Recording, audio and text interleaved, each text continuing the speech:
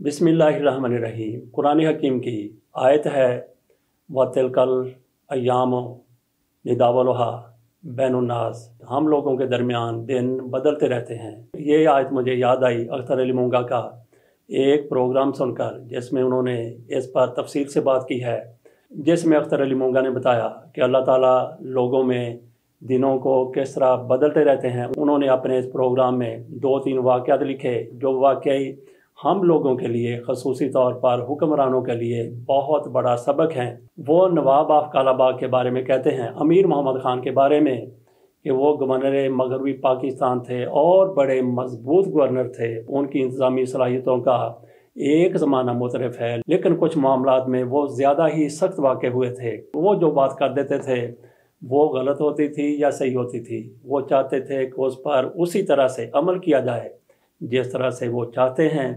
मगरबी पाकिस्तान असम्बली में उनकी ये ख्वाहिश होती थी कि वहाँ पे वही बात की जाए जो हुकूमत चाहती है, जो वो चाहते हैं, और जो वो नहीं चाहते वो वहाँ पे बात ना की जाए। एक अब्दुल बाकी बलोच, इनका तल्लुक बलोचिस्तान से था। उन्होंने कुछ ऐसा कर दिया जो गवर्नर साहब की तिबाए नाजुक पर गिरां गुजरा, और उसके बाद फिर ये हुआ, अब्दुल बाकी बलोच के घर एक सहाफ़ी जाते हैं। वो उनके गेट पर खड़े होकर बेल देते हैं। इसी दौरान 2 लोग वहाँ पे आते हैं, वो इस सहाफ़ी पर फायरिंग कर देते हैं। सहाफ़ी वहीं पे ढेर हो जाता है, मौत की आगोश में चला जाता है।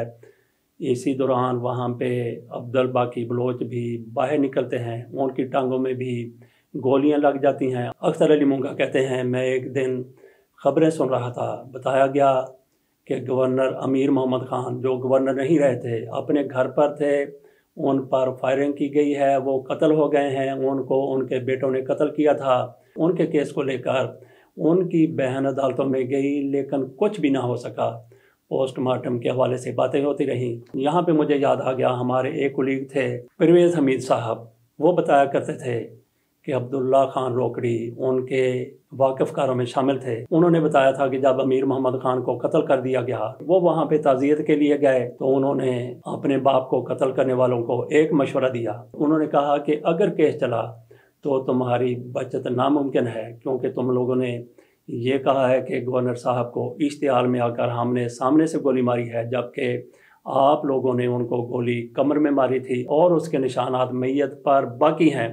इसके बाद कहा जाता है कि गवर्नर साहब की लाश को कब्र से निकाला गया, उसके टुकड़े किए गए और साथ बहते हुए दरिया में उन टुकड़ों को फेंक दिया गया। बात हम कर रहे थे अख्तर अली मूंगा साहब की। उन्होंने कहा कि ये है वो आयत जिसका मफ़हूम मेरे सामने आ गया, वतिलकल अय्याम निदावलुहा बैनुन्नास, कि हम लोगों के दरमियान दिनों को बदलते रहते हैं। और फिर अख्तर अली मूंगा साहब और एक वाक़या बताते हैं। वो कहते हैं, मियां नवाज शरीफ साहब वज़ीर आज़म थे, फैसलाबाद में इनके रिश्तेदार रहते हैं। वहाँ जो गए तो उन्होंने कहा VFDA के DG साहिबान, इन्होंने फैसलाबाद को तबाह करके रख दिया, बर्बाद करके रख दिया, इनके ख़िलाफ़ कुछ एक्शन लिया जाए और फौरी एक्शन लिया जाए। इस पर मियां नवाज शरीफ साहब की तरफ से तमाम DGs को तलब कर लिया गया जो उन दिनों में मौजूद थे, जो उससे पहले रह चुके थे। मियां नवाज शरीफ साहब उन पर गुस्से हो रहे थे, बरम हो रहे थे। उनमें से एक DG ने कहा कि जनाब वज़ीर आज़म साहब, जिस दौर की आप बात कर रहे हैं उन दिनों तो मैं मौजूद ही नहीं था। इस पर मियां नवाज शरीफ साहब को थोड़ा सा खुदा का खौफ हुआ, उन्होंने पसपाई इख्तियार की। मियां नवाज शरीफ साहब ने उनके ख़िलाफ़ एक्शन लेने से गुरेज का इंदिया दिया, लेकिन साथ बैठे हुए लोग जो सारा कुछ करवा रहे थे, उनकी तरफ से कहा गया, मियां साहब आप ये क्या कर रहे हैं, ये तो शहर को तबाह करने वाले, बर्बाद करने वाले लोग हैं, ये किसी नरमी के मुस्तहिक नहीं हैं। तो मियां नवाज शरीफ साहब को फिर गुस्सा आ गया। उन्होंने 2 DGs को हथकड़ियाँ लगवाईं और उनको अपने साथ इस्लामाबाद ले गए। इस पर मीडिया में जो ले दे उन दिनों में हो सकती थी वो हुई, और फिर वो मौका आया। अख्तर अली मूंगा साहब कहते हैं कि जनरल परवेज़ मुशर्रफ ने नवाज शरीफ का तख्ता उलट दिया, इक़्तिदार पर कब्ज़ा कर लिया। मियां नवाज शरीफ को तैयारा अगवा केस में कराची ले जाना होता था, तो मियां नवाज शरीफ को जहाज़ में सवार करवाया जाता, मियां नवाज शरीफ को हथकड़ियाँ लगाई जाती और फिर मियां नवाज शरीफ की इन जंजीरों को सीट के साथ बांध दिया जाता। थोड़ा सा सोचने की ज़रूरत है, क्या मियां नवाज शरीफ ने भाग जाना था, क्या उनको किसी ने अगवा करके ले जाना था? आमर की हुकूमत थी, इसमें ऐसा कैसे मुमकिन था? اور پھر دیکھیں کہ پرویز مشرف کے حکم پر یا جو بھی ان دنوں حکام تھے انہوں نے یہ حکم کیوں دیا، تو کیا وہ اتنے زیادہ منتقم المزاج تھے؟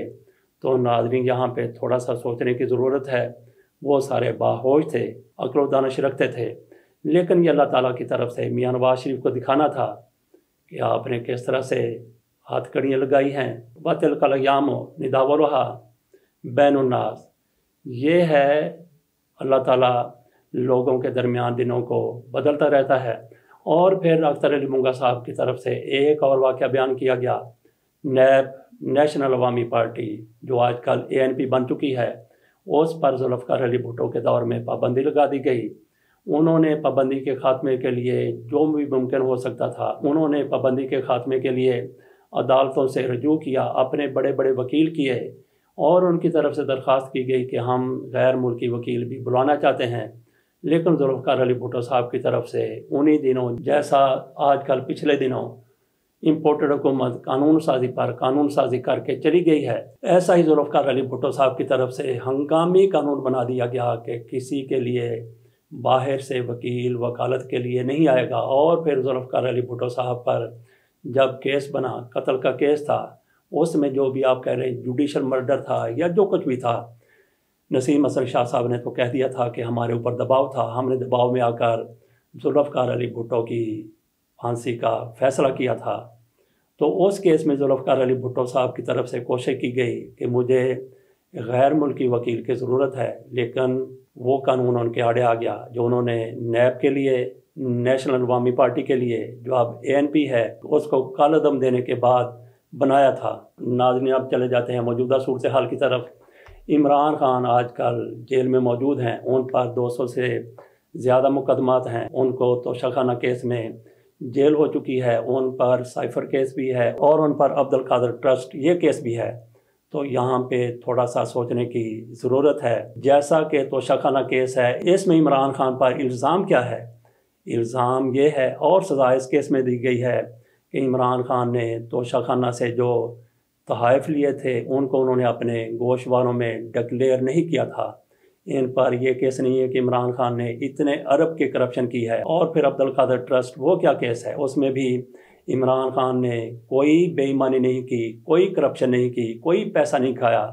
وہ کیس یہ ہے کہ عمران خان نے ملک ریاض کے جو برطانیہ میں پیسے تھے وہ پاکستان بھجوائے گئے، عمران خان نے وہ پیسے ملک ریاض کو لوٹا دیے، اور اس کے بدلے میں انہوں نے عبدالقادر ٹرسٹ کی عمارت کی تعمیر میں تعاون کیا۔ بس یہ کیس ہے۔ تو اس سے آپ اندازہ کر سکتے ہیں کہ عمران خان نے کتنی زیادہ کرپشن کی ہے، اور عمران خان کو جیل میں رکھا گیا ہے، سزائیں دی جا رہی ہیں۔ تو پھر ہم نے اب یہ دیکھنا ہے کہ یہ کب ہمیں نظر آتا ہے۔ وَتِلْكَ الْأَيَّامُ نُدَاوِلُهَا بَيْنَ النَّاسِ۔ اس کے ساتھ اجازت دیجیے، اللہ حافظ۔